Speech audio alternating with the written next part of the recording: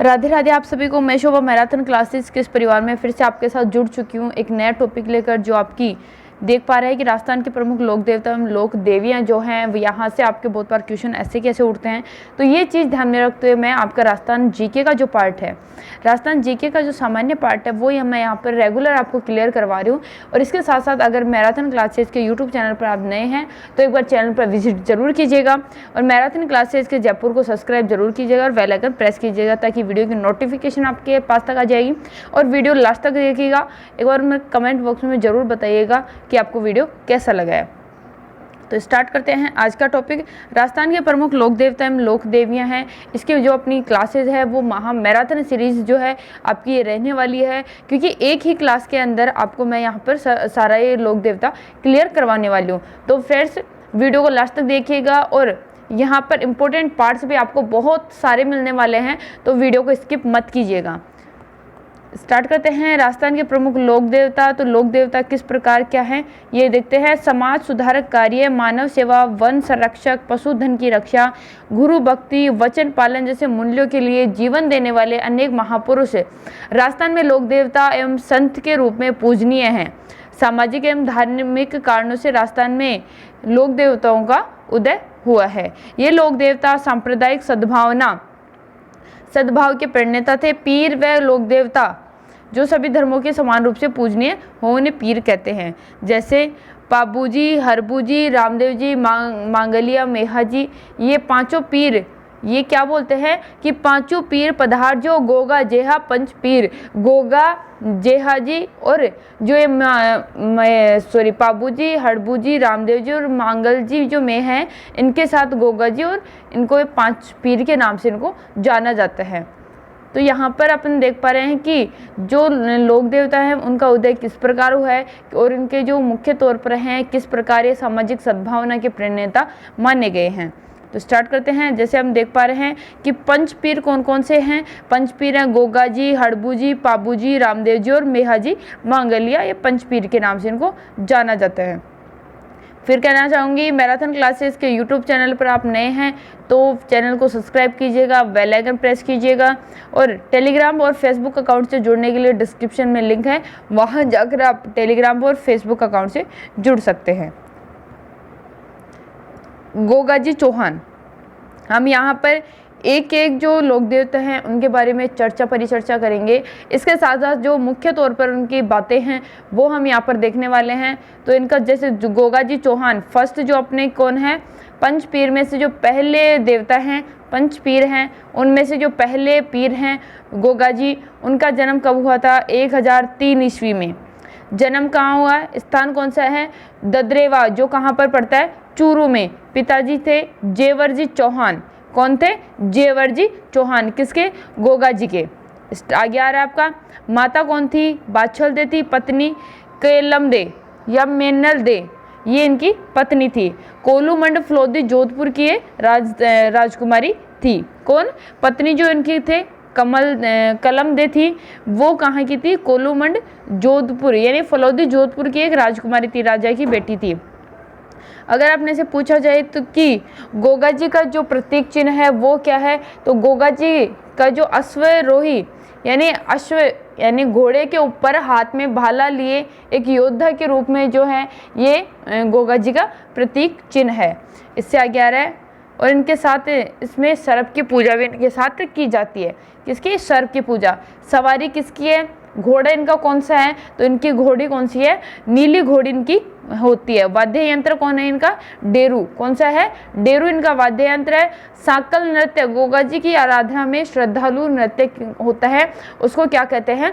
साकल नृत्य इसको कहा जाता है। इससे आगे देखते हैं हम। इस नृत्य में भक्त लोहे की सांकलों के गुच्छे अपनी पीठ पर उठा कर मारते हैं, जिसे छाया चढ़ना कहते हैं। यानी सांकल नृत्य जिसमें होता है उसमें जो एक सांकलों का एक गुच्छा होता है। जैसे आप कभी भी तेजा जी के स्थान पर जाते हैं, तेजा जी के मंदिर में जाते हैं, तो वहाँ पर आप देखते हैं कि एक ऐसा गुच्छा सा होता है लोहे की जो सांकड़ होती है उनका, तो उनको है ना जो भक्त है वो उठा कर अपनी पीठ पर मारते हैं, जिसको क्या कहा जाता है? छाया चढ़ना कहा जाता है। गोगा राखड़ी किसान यानी गोगा राखड़ी किसे कहते हैं? किसान वर्षा में खेत जोतने से पहले हल व बैल को गोगा जी के नाम से गोगा राखड़ी बांधता है। यानी जो है वर्षा ऋतु में जब किसान खेती करने जाता है तो खेती करने से पहले जब वह हल जोतने का कार्य करता है तो वह उसमें गोगा जी के नाम से एक धागा बांधता है, जिसे क्या कहा जाता है? गोगा राखड़ी उसको कहा जाता है। केलम देव की मृत्यु सांप काटने से हुई थी, जिसे क्रोधित होकर गोगा जी ने अग्नि अनुष्ठान किया था, जिसमें कई सांप जलकर भस्म हो गए।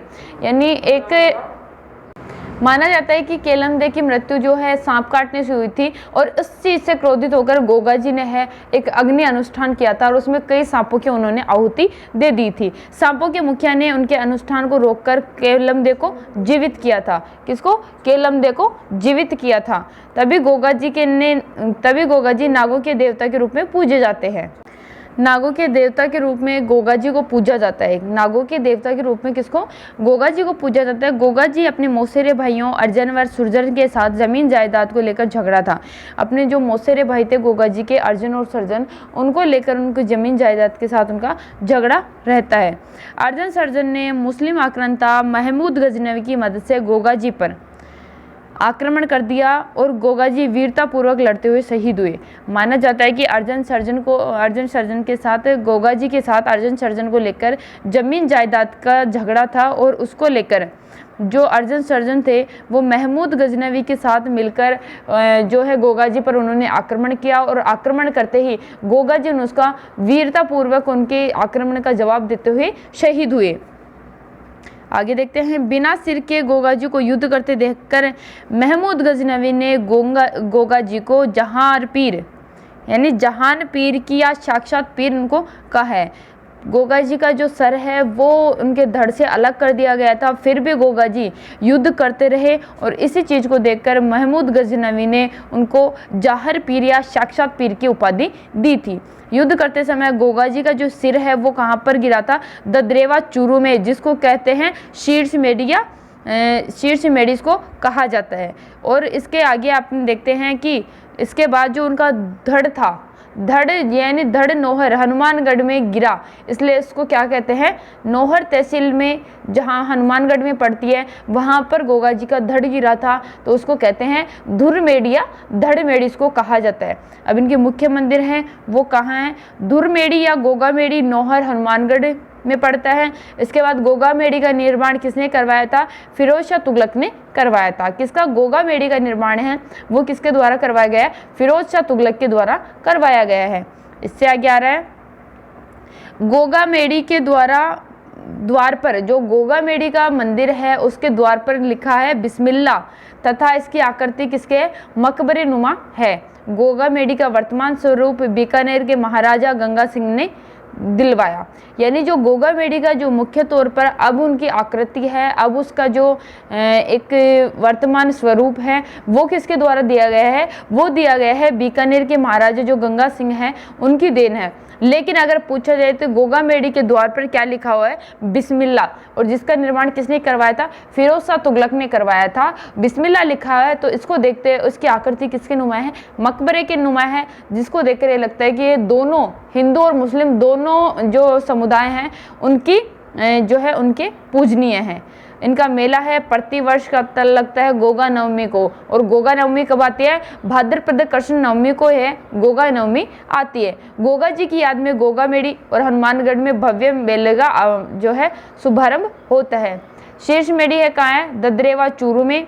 गोगा जी की ओल्डी किसको कहा जाता है? तो खिलरियों की ढाणी सांचौर जालोर में है, उसको गोगा जी की ओल्डी कहा जाता है। खिलेरियों की ढाणी सांचौर ये कहाँ पड़ता है? जालोर में, तो यहाँ पर ये गोगा जी की ओल्डी स्थित है। गोगामेड़ी में भाद्रपद मास में हिंदू पुजारी तथा अन्य मास में मुस्लिम पुजारी, जिसको क्या कहते हैं? चायल, वो पूजा करते हैं। किसमें? भाद्रपद मास में तो हिंदू इनकी पूजा करते हैं, बाकी अन्य जो मास हैं उनमें मुस्लिम द्वारा उनकी पूजा की जाती है, जिसको कहते हैं चायल। कौन? मुस्लिम जो पुजारी होते हैं उनको चायल कहा जाता है, जिनके द्वारा उनकी पूजा की जाती है। और तभी कहा जाता है कि गोगा जी हिंदू व मुस्लिम दोनों संप्रदायों के पूजनीय माने जाते हैं। खेजड़ी के वृक्ष के नीचे गोगा जी का निवास स्थान माना जाता है। राजस्थानी कहावत है कि गांव गांव खेजड़ी, गांव गांव गोगा जी। माना जाता है कि जहां जहां खेजड़ी का पेड़ होता है वहां वहां गोगा जी का निवास होता है। और ये किसके नीचे होता है? गोगा जी का निवास स्थान होता है खेजड़ी के वृक्ष के नीचे। कवि मेह ने गोगा जी की रसावला की रचना की है। किसने? रसावला की रचना किसके द्वारा की गई है? कवि मेह के द्वारा। किसकी? गोगा जी के रसावला की। गोगा जी की ध्वजा सबसे बड़ी ध्वजा मानी जाती है। पूछा जाए कि सबसे बड़ी ध्वजा मानी जाती है तो किसकी मानी जाती है? गोगा जी की जो ध्वजा है वो सबसे बड़ी ध्वजा मानी जाती है। इससे आगे आ रहा है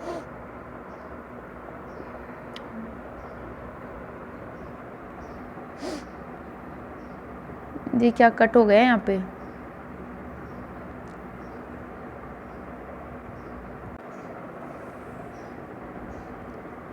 नेक्स्ट अपना रहा है, पूछा गया था कि गोगा जी की ध्वजा सबसे बड़ी ध्वजा किसकी होती है? तो गोगा जी की ध्वजा है वो सबसे बड़ी ध्वजा मानी जाती है। अब यहाँ पर आ रहे हैं आपके पाबू जी। कौन आ रहे हैं? पाबू जी। दूसरे नंबर के जो हैं आपके पाबू जी। जन्म स्थान कहाँ है? कोलूमंड गांव, जोधपुर। कहाँ है? कोलूमंड गांव है वो फलोदी, जोधपुर में पड़ता है। वहाँ पर इनके जो है इनका जन्म माना जाता है। पिता कौन है? धांधल जी राठौड़ हैं। माता कौन है? कमला दे इनकी माता है। पत्नी है फूलम दे या सुप्यार दे सोढ़ा इनकी पत्नी का नाम माना जाता है। अमरकोट के राजा सूरजमल सोढ़ा की पुत्री मानी जाती है। यानी कहा जाता है कि पाबू जी का जो जन्म है वो कोलूमंड के फलोदी में हुआ था। फलोदी जोधपुर में माना जाता है। उनके पिता का नाम धांधल जी राठौड़, माता का नाम था कमला दे, उनकी पत्नी का नाम फूलम दे या सुप्यार दे सोढ़ा, जो कहाँ की थी? अमरकोट के राजा सूरजमल सोढ़ा की पुत्री। नेक्स्ट आ रहा है, अवतार इसका कौन माना जाता है? लक्ष्मण जी के अवतार माने जाते हैं। जाति कौन सी है इनकी? राठौड़ राजपूत जाति है। कौन किनकी? पाबूजी राठौड़ की जो जाति है वो राठौड़ राजपूत है। उपनाम कौन से हैं? ऊँटों के देवता, गोरक्षक देवता या प्लेग जो रोग है उसके निवारक के रूप में इनको जाना जाता है, या सर्रा रोग के निवारक के देवता के रूप में भी इनको जाना जाता है। इनका प्रतीक चिन्ह क्या है? भाला लिए अश्वारोही, बाईं ओर झुकी हुई पाग। अब यहाँ पर कन्फ्यूजन की बात ये होती है कि जो अपन ने पहले देखा था वो भी उनका भी क्या था कि गोगा जी के भी जो एक प्रतीक चिन्ह देखें तो वो क्या था कि हाथ में भाला लिए अश्वारोही थे, वो भी उनकी घोड़ी थी नीली। जबकि यहाँ पर भी अपने देखा जाए कि हाथ में भाला लिए अश्वारोही है, लेकिन यहाँ पर फर्क इतना सा है, इनकी जो पाग है, इनकी जो पगड़ी है वो किसके ओर? बाईं ओर झुकी हुई होती है। मेला बढ़ता है चैत्र अमावस्या को, नृत्य किया जाता है थल्ली नृत्य या थाली नृत्य इसमें होता है। पाबू प्रकाश है पाबू जी की जीवनी, जिसके रचयिता ओशिया या आशिया मोड़ जी है। ओशिया मोड़ जी भी कहाँ कहाँ मिलता है? कहीं पर आशिया मोड़ जी आपको मिलता है। इससे आगे रहा पाबू जी के पवाड़े या पावड़े प्रसिद्ध गाथा गीत है जो मार्ड वाद्य यंत्र के साथ गाया जाता है। किसके द्वारा? पाबू जी के जो पावड़े या पवाड़े जो है वो एक उनका गाथा गीत है, उनकी जीवनी के बारे में उनकी गाथा की जाती है जो मार्ड वाद्य यंत्र के साथ गाया जाता है। पाबूजी की फड़ है ऊंट बीमार होने पर जो मन्नत पूर्ण होने या ऊंट बीमार होने या मन्नत पूर्ण होने पर जो पाबूजी की फड़ है वो नायक जाति के बोपे हैं जो होते हैं वो रावण हत्या वाद्य यंत्र के साथ यह बाची जाती है या गाई जाती है। यह फड़ सर्वाधिक लोकप्रिय है। कौन सी? रावण हत्या वाद्य यंत्र के साथ जो ये पाबूजी की फड़ है वो बहुत ज़्यादा लोकप्रिय मानी जाती है। गुजरात शासक अन्ना भागेला को पराजित कर पाबूजी ने भील जाति का संरक्षण किया था। पाबूजी की घोड़ी केसर कालमी या काले रंग की घोड़ी है, उन्हें देवल चारनी ने दी थी जो जायल नागौर के जो है काछेला चारण की पत्नी थी। अब ये पूछा जाए कि पाबूजी की घोड़ी कौन है, तो ये केसर कालमी है जो कहाँ कैसी है? काले रंग की घोड़ी है जो उनको देवल चारनी की गायों को बचाने के लिए उनको देवल चारनी ने दी थी। आगे आ रहा आपका 1276 में जोधपुर में धेचू गांव में देवल चारनी की गायों को अपने बहनोई जिंदराव खिची से छुड़ाते हुए पाबूजी किसको वीरगति को प्राप्त हुए थे। कब? 1276 ईस्वी में जोधपुर के जो डेचू गांव है या ढेचू गांव है, वहां पर जो देवल चारणी की गाय हैं उनको जो पाबूजी के बहनोई थे जिंदराव खिची, उनके द्वारा अगवा कर लिया था और उनको छुड़ाने के चक्कर में वो वीरगति को प्राप्त हुए थे। जिंदराव खिची की हत्या पाबूजी के भतीजे जो झरडाजी रूपनाथ द्वारा की गई थी। किसके? झरडाजी रूपनाथ के द्वारा ये की गई थी। पाबूजी के अंग है चांदा, डामा, हरमल, सलजी और सावंत जी पाबूजी के अंग रक्षक माने जाते हैं। पाबूजी की पत्नी उनके वस्त्रों के साथ सती हुई थी। इस युद्ध में पाबूजी के भाई बूडोजी भी शहीद हुए थे। मारवाड़ में सांडे यानी ऊँट को लाने का श्रेय भी या ऊँटनी को लाने का श्रेय भी किसको जाता है? पाबूजी राठौड़ को जाता है। ऊँटों की पालक जाति राइका या रेबारी या देवासी के आराध्य देव कौन माने जाते हैं? पाबूजी यहाँ पर माने जाते हैं। पाबू धनीरी वाचना यानी थोरी जाति के लोग सारंगी के साथ पाबूजी की यश गाते हैं, जिसे राजस्थान की प्रचलित भाषा में पाबू धनीरी वाचना कहा जाता है। कौन गाते हैं? थोरी जाति के लोग जो सारंगी वाद्य यंत्र के साथ पाबूजी का यश गाते हैं, पाबूजी की जो गाथा गाते हैं, उनको क्या कहा जाता है? पाबू धनीरी वाचना कहा इनको जाता है। इससे आगे आ रहा आपका पश्चिमी राजस्थान में जो मिर्ची फसल के संरक्षक देवता पाबूजी को माना जाता है। इतिहासकार मुहणोत नैन्सी, महाकवि मोरजी आशिया तथा लोगों में प्रचलित मान्यता के अनुसार पाबूजी का जन्म है वो बाड़मेर में 8 कोस आगे खारी खाबड़ में जोना नामक ग्राम में अप्सरा की गर्भ से माना जाता है। अब कई बार माना जाता है जो ये जो उनकी गाथा या उनका जो एक जीवनी लिखते हैं, जो जैसे ओशिया मोरजी है, मुनोत नैन्सी जो महान कविकार हुए हैं, उनके द्वारा यह मान्यता थी कि पाबूजी का जो जन्म है वो खारी खाबड़ में जूना नामक स्थान पर एक अप्सरा थी उनके गर्भ से हुआ था। नेक्स्ट आ रहे हैं रामदेव जी। रामदेव जी का जन्म भाद्रपद शुक्ल द्वितीया को होता है, जहां पर इनका इसी तिथि को इनका मेला भी लगता है। जन्म स्थान का है उड्डू काश्मीर या उड्रू काश्मीर, ये कहाँ है? शिव तहसील बाड़मेर में पड़ता है। उपनाम है इनका रामसा पीर, रूणेचारा धनी व पीरारा पीर इनको कहा जाता है। रूणेचारा श्याम अवतार किसका माने जाते हैं? श्री कृष्ण का माने जाते हैं। उनके बड़े भाई वीरम देव बलराम का अवतार माने जाते हैं, यानी रामदेव जी कृष्ण का अवतार माने जाते हैं, उनके बड़े भाई जो है वीरम देव वो बलराम का अवतार माने जाते हैं। इनके पिता का नाम था अजमल जी तंवर, माता का नाम था मीणा दे और पत्नी इनकी नेतल दे मानी जाती है। पिता का नाम था अजमल जी तंवर, इनके बाद माता उनकी थी मीणा दे और उनकी पत्नी थी नेतल दे। नेतल दे अमरकोट के राजा दिल्ले शाह सोढ़ा की पुत्री थी। नेतल दे अमरकोट के जो राजा हैं दल्ले सिंह उन सोढ़ा उनकी पुत्री मानी जाती है। सगी बहनें थी लाछाबाई सुगनाबाई, उनकी सगी बहनें कौन सी थी? लाछाबाई और सुगनाबाई। मुंह बोली उनकी बहन थी डालीबाई, कौन मानी जाती है? डालीबाई। गुरु थे उनके बालीनाथ। बालीनाथ का मंदिर कहाँ है? मसूरिया जोधपुर में बालीनाथ का मंदिर बना हुआ है। शिष्य थी इनकी हरजी भाटी, शिष्या थी आई माता, सवारी थी इनका लीला हरा घोड़ा। लीला या हरा घोड़ा रामदेव जी की सवारी मानी जाती है। उनका प्रतीक चिन्ह क्या है? पगलिया। क्या माने जाते हैं? पगले जो है रामदेव जी के प्रतीक चिन्ह माने जाते हैं। पत्थर पर उत्कीर्ण रामदेव जी के प्रतीक के रूप में 2 पैर समाधि रूणेचा जैसलमेर में राम सरोवर की पाल पर 1458 में भाद्रपद शुक्ल दशमी को ली थी।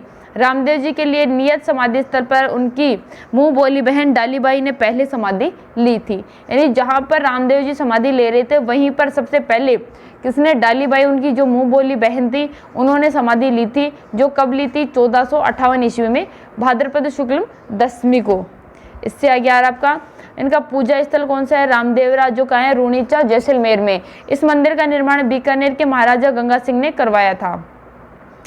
इनका प्रतिवर्ष मेला लगता है भाद्रपद शुक्ल द्वितीया को से यानी भाद्रपद शुक्ल द्वितीया से लेकर भाद्रपद शुक्ल दशमी को जो रामदेवरा जैसलमेर में बाबा रामदेव जी का भव्य मेला लगता है। पश्चिमी राजस्थान का यह सबसे बड़ा सांप्रदायिक सद्भावना का प्रतीक माना जाता है रामदेव जी का मेला। रामसा पीर के उपनाम से प्रसिद्ध बाबा रामदेव जी ने अपने जीवन काल में कई परिचय या चमत्कार दिखाए हैं। उन्होंने मक्का में पधारे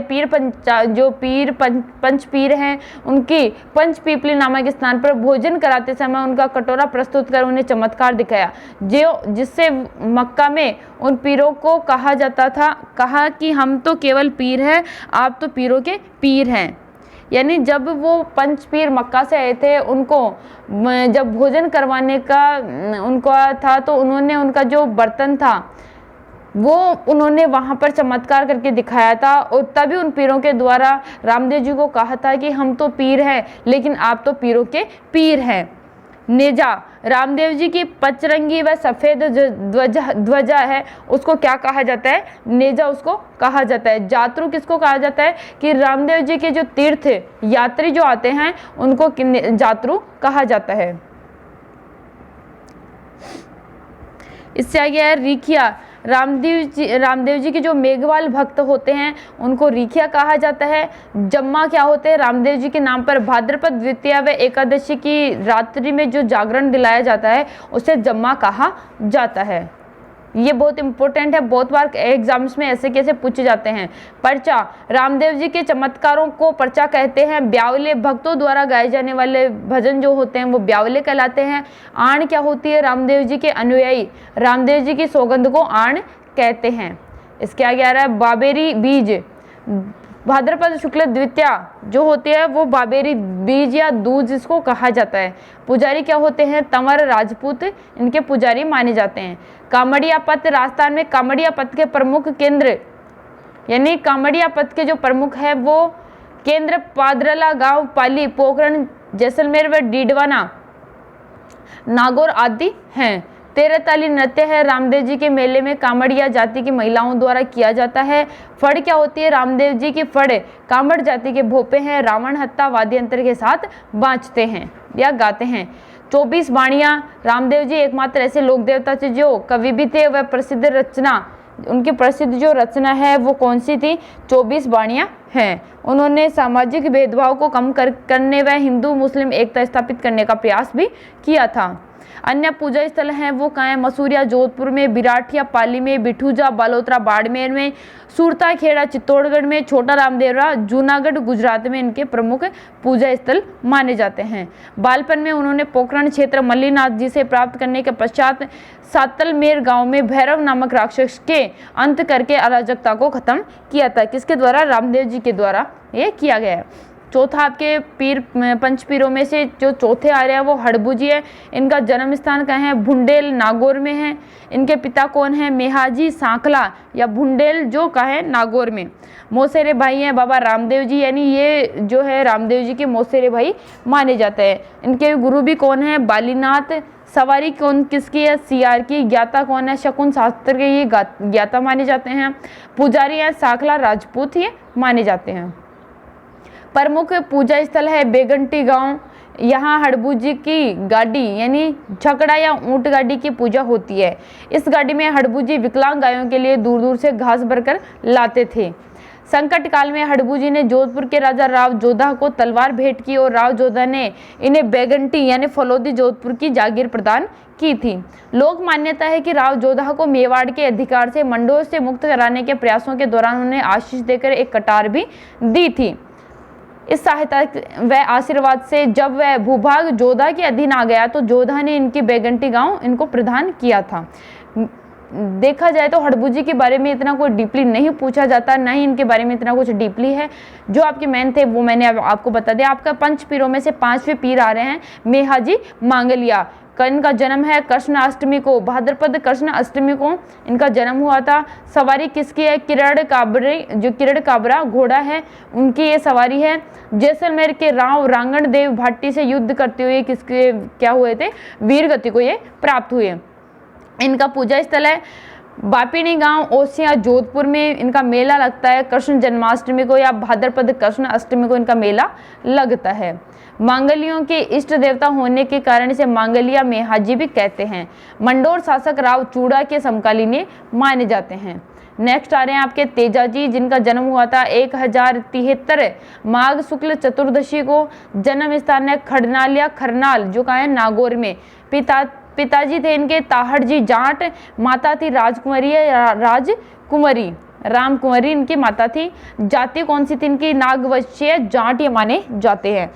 सवारी थी लीलन घोड़ी इनकी। घोड़ला किसको कहते हैं? तेजाजी के जो पुजारी होते हैं उनको घोड़ला कहा जाता है। इनका उपनाम क्या है? काला और बाला के देवता, कृषि कार्यों के उपकारक देवता, गोरक्षक देवता इनको कहा जाता है। इनका प्रतीक चिन्ह है वो माना जाता है तेजाजी को तलवार धारण किए हुए घोड़े पर सवार योद्धा के रूप में दर्शाया गया है, जिनकी जीवा को सर्प डस रहा है।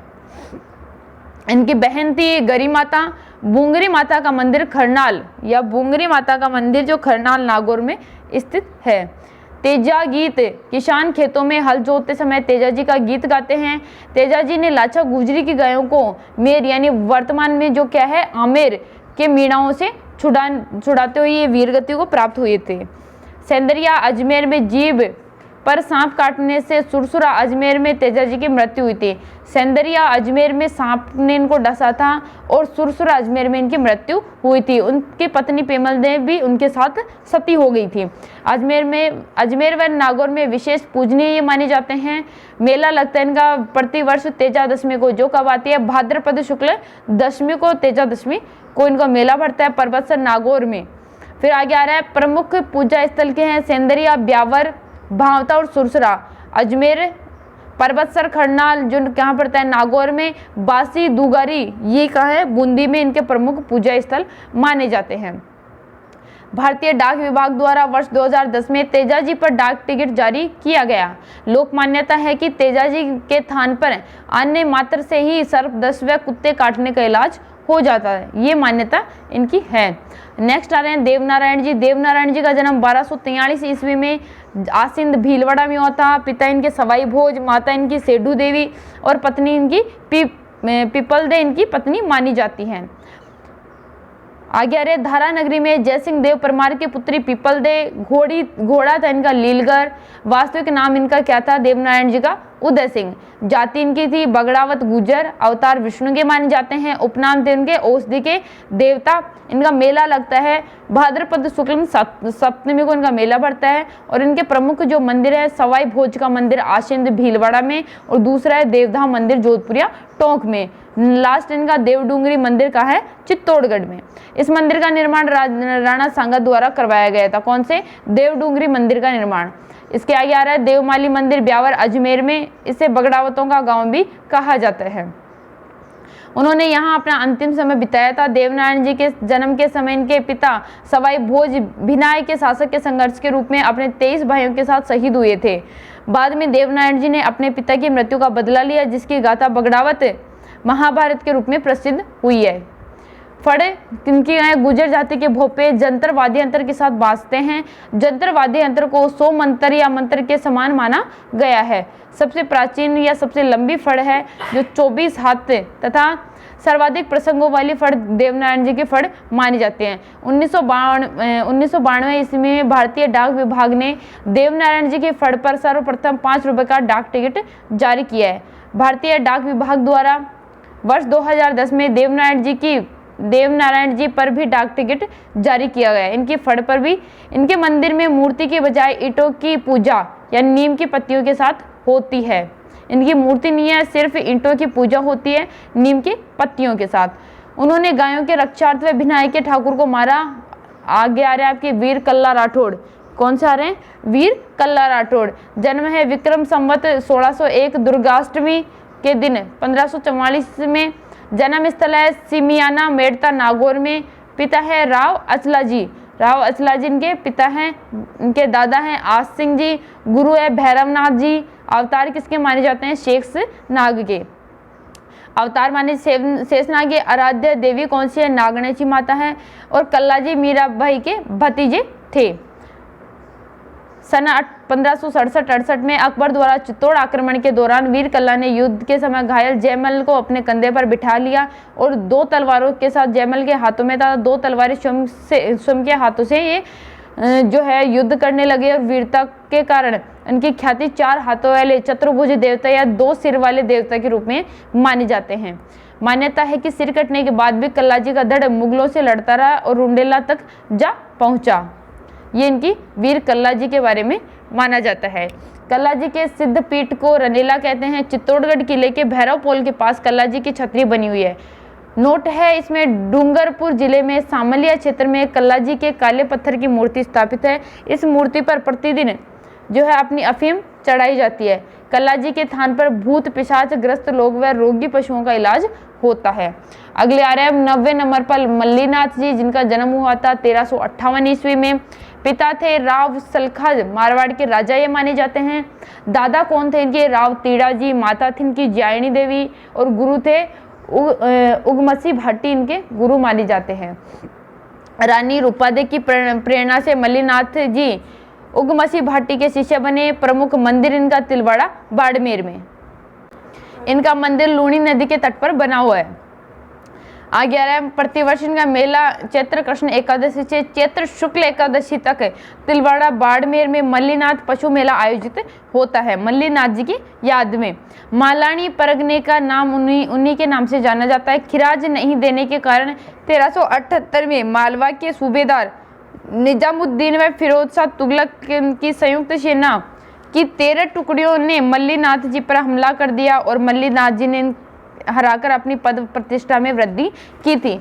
माना जाता है कि फिरोज शाह तुगलक और निजामुद्दीन औलिया जी उनकी संयुक्त सेना ने जो मल्लीनाथ जी हैं उनकी 13 टुकड़ियों पर हमला किया था, लेकिन फिर भी मल्लीनाथ जी ने उनकी जो है वीरता के साथ उनका सामना किया और अपनी प्रतिष्ठा में वृद्धि प्राप्त की है।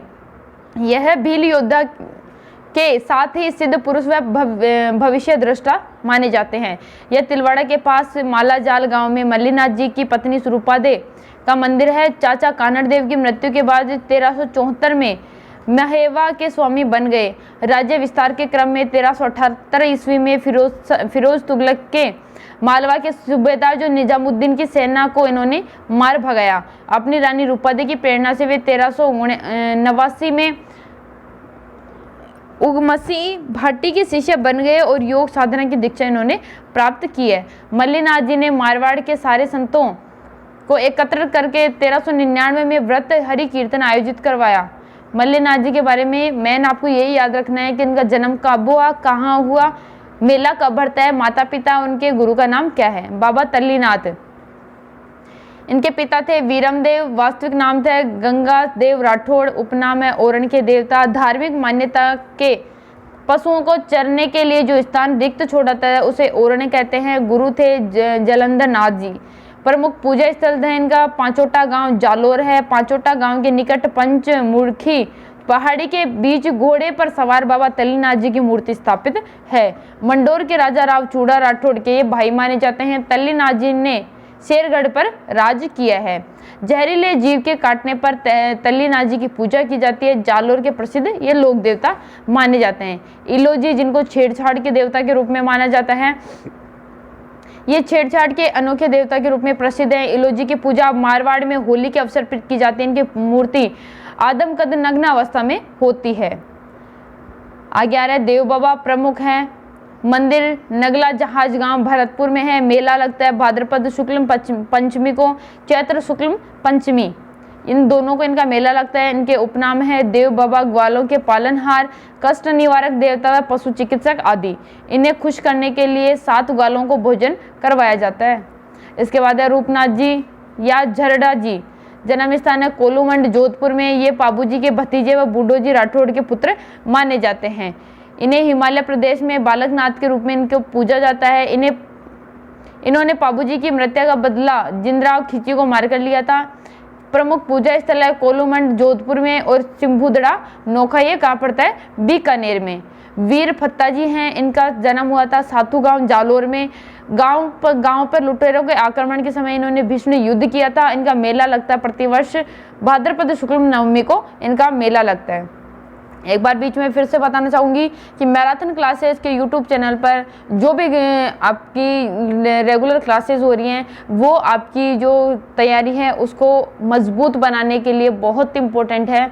और लगातार यहाँ पर जो लोग मेहनत कर रहे हैं आपकी तैयारी को बेहतर बनाने के लिए इतना कुछ कर रहे हैं, तो फ्रेंड्स एक बार उनको प्यार प्रेम ज़रूर दीजिएगा। वीडियो को लास्ट तक देखिएगा, चैनल को सब्सक्राइब कीजिएगा, बेल आइकन प्रेस कीजिएगा और सभी के साथ उसको शेयर कीजिएगा। कमेंट बॉक्स में एक बार ज़रूर बताइएगा कि आपको क्लासेस कैसी लग रही है। नेक्स्ट आ रहा है आपका बाबा झंझार जी।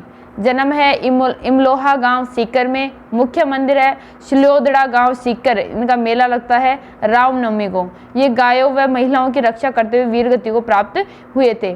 बाबा झंझार जी का स्थान सामान्यतः खेजड़ी के पेड़ के नीचे होता है। इनके मंदिर में दूल्हा दुल्हन व 3 भाइयों की मूर्ति की पूजा की जाती है। 16वां आ रहा आपका वीर बिग्गा जी। इनका जन्म हुआ था रेडी गांव बीकानेर में। पिता है राव मोहन, माता है सुल्तानी देवी। बीकानेर के जाखड़ समाज में कुल देवता मुस्लिम लुटेरों क्या आ रहा है, हाँ, बीकानेर में जाखड़ समाज में कुल देवता जाखड़ समाज के कुल देवता के रूप में माने जाते हैं, जो मुस्लिम लुटेरों से गायों की रक्षा इन्होंने की थी। डूंगजी जवाहर जी प्रमुख मंदिर है पिटोडा सीकर में। सहयोगी थे करना मीना व लोहट जाट इनके प्रमुख सहयोगी माने जाते हैं। सीकर जिले के लुटेरे लोक देवता व धनवानों व अंग्रेजों से धन लूटकर गरीबों में बांट देते थे, इसलिए इन्हें गरीबों के देवता कहा जाता है। 1857 की क्रांति के सक्रिय भाग इन्होंने लिया था। उन्होंने नसीराबाद छावनी लूट ली थी। उन्होंने जोधपुर व बीकानेर की सेनाओं के विरुद्ध युद्ध भी लड़ा था। आगे आ रहा है आपका भूरिया बाबा या बाबा गोमतेश्वर। मीणा जाति के लोग भूरिया बाबा की झूठी कसम नहीं खाते। इनका मंदिर गोडवाड़ सिरोही के पर्वतों पर स्थित है। इनके मंदिर सूकड़ी नदी के दाहिने किनारे पर गुजरों द्वारा बनवाया गया है, जिन्हें मीणा जाति के लोग यानी इनका जो मंदिर है उनका निर्माण किसने करवाया था? गुर्जर जाति के लोगों ने इनका निर्माण करवाया था, लेकिन उन मंदिरों को पूर्ण करवाने का कार्य किसके द्वारा किया गया था? मीणा जाति के लोगों के द्वारा किया गया था। आगे आ रहे हैं आपके हरिराम बाबा, जो का है प्रमुख मंदिर इनका का है झोरड़ा का है नागौर में। गुरु है इनके भूरा। मेला लगता है प्रतिवर्ष भाद्रपद शुक्ल नवमी को। किसका? हरिराम बाबा का। इन्हें सर्प रक्षक देवता के रूप में माना जाता है। नेक्स्ट आ रहे आपके इनके मंदिर में सर्प की बम्बे की पूजा की जाती है। इन्होंने सांप काटे हुए पीड़ित व्यक्ति को ठीक करने का मंत्र सीखा है। फिर आपके पनराजी जन्म हुआ था नग्गा गांव जैसलमेर में। मुस्लिम लुटेरों से काठोड़ी गांव ब्राह्मणों की गायों को छुड़ाते हुए वीरगति को प्राप्त हुए थे। केसरिया कुंवर जी कौन है? केसरिया कुंवर जी हैं लोक देवता गोगा जी के पुत्र माने जाते हैं। इनके थार पर सफ़ेद रंग की ध्वजा फहराते हैं। इनके भोपे सर्पदंश से पीड़ित व्यक्ति का जहर मुंह से चूसकर बाहर कर देते हैं। भोमिया जी गांव-गांव में भूमि रक्षक देवता के रूप में भोमिया जी प्रसिद्ध माने जाते हैं। मामा देव इनके उपनाम हैं। वर्षा के देवता व खारा मामा इनको कहा जाता है। इनकी मिट्टी व पत्थर की मूर्ति नहीं होती। जबकि इनके प्रतीक के रूप में गांव के बाहर लकड़ी का तोरण होता है। इनको प्रसन्न करने के लिए भैंसे की बलि दी जाती है, अतः इसे खारा मामा भी कहा जाता है।